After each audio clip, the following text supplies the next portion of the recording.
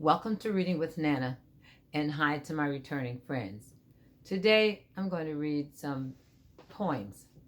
They have to do with kids in the way they think. After a bath. The author is Eileen Fisher. After my bath, I try to wipe myself till I'm dry.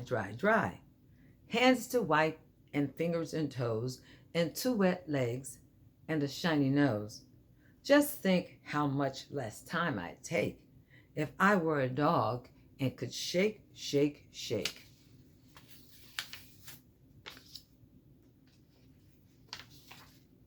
Sounds like that would be a little faster.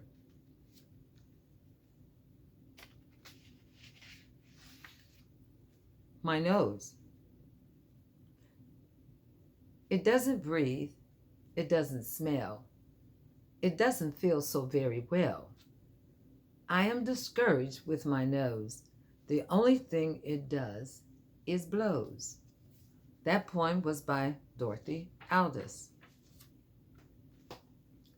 Whistling. Another poem by Eileen Fisher. Cindy came up close to hear how my whistle sounded near. And she said, I never knew you had birds inside of you. And poor Cinda almost cried, wishing she had birds inside. Now that would be something if your whistle was because you'd swallowed a bird. Three guests. This is a tale about a tea party. Boys don't usually participate in this, but girls have quite a few of them. Three Guests by Jessica North. I had a little tea party this afternoon at 3. 'Twas very small, 3 guests in all, just I, myself, and me. Myself ate up the sandwiches, while I drank up the tea. 'Twas also I who ate the pie and passed the cake to me.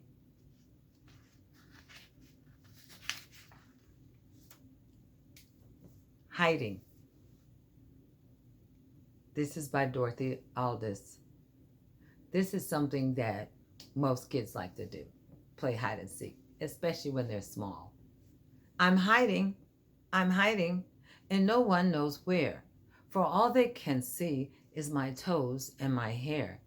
And I just heard my father say to my mother, but darling, he must be somewhere or other.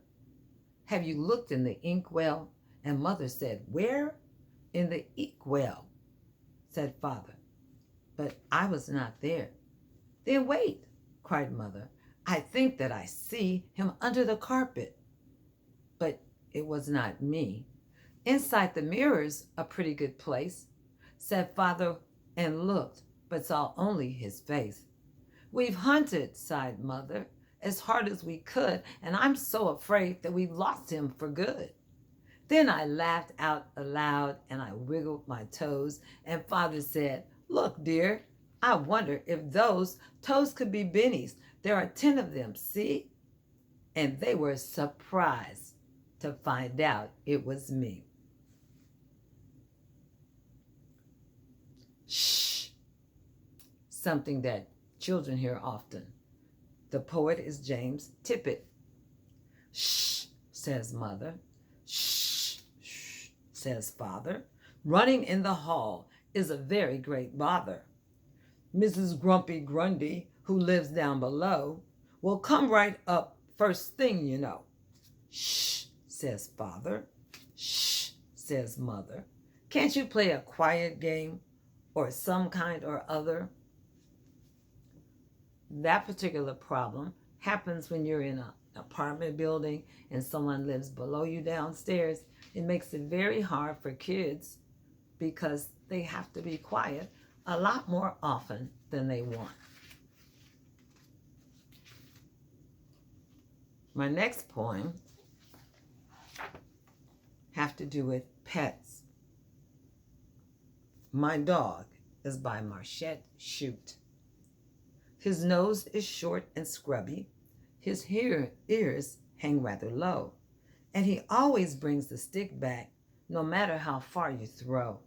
He gets spanked rather often for things he shouldn't do, like lying on beds and barking, and eating up shoes when they're new. He always wants to be going where he isn't supposed to go. He tracks up the house when it's snowing. Old puppy, I love you so. This particular poem is called Chums. It's about another dog, and the poet is Arthur Gutterman. He sits and begs. He gives a paw. He is, as you can see, the finest dog you ever saw, and he belongs to me. He follows everywhere I go, and even when I swim, I laugh because he thinks, that I belong to him. But still, no matter what we do, we never have a fuss. And so I guess it must be true that we belong to us. The last poem is about a different type of pet. The author is A.L. Milne. Forgiven. I found a little beetle, so that Beetle was his name, and I called him Alexander, and he answered just the same. I put him in a matchbox, and I kept him all the day. And Nanny let my beetle out. Yes, Nanny let my beetle out. She went and let my beetle out, and Beetle ran away. She said she didn't mean it, and I never said she did. She said she wanted matches, and she just took off the lid.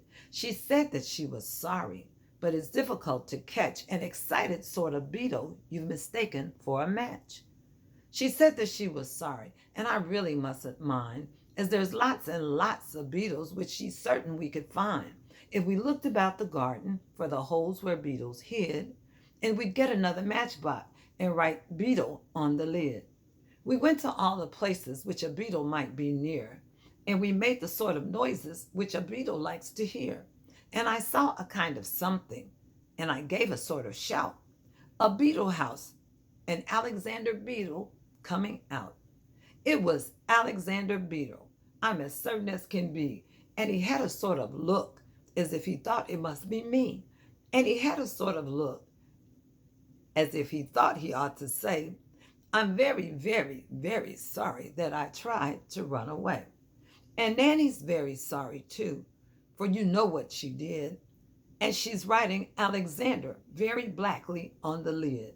So Nan and me are friends because it's difficult to catch an excited Alexander you've mistaken for a match. And here's the picture of the little boy with his Alexander Beetle. Hope you enjoyed the poetry today. Click like or subscribe. Until next time.